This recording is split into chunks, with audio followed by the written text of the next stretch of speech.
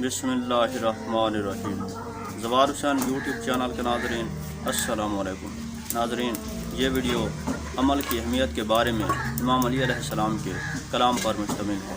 امام علی علیہ السلام نے اپنے شیعوں کو عمل کی دعوت دیتے ہوئے جب قرآن کی ایک آیت کی تلاوت کی تو آپ علیہ السلام رو پڑے۔ اس ویڈیو کو مکمل دیکھیں۔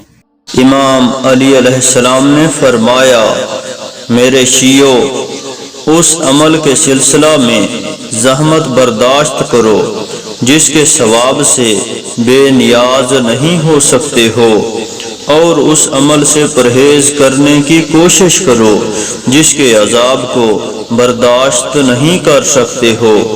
میں یہ جانتا ہوں کہ عمل کی راہ میں زحمت برداشت کر لینا عذاب الہی برداشت کرنے سے کہیں زیادہ آسان ہے۔ یاد رکھو کہ اس دنیا کی مدت محدود ہے اور اس کی امیدیں دراز ہیں۔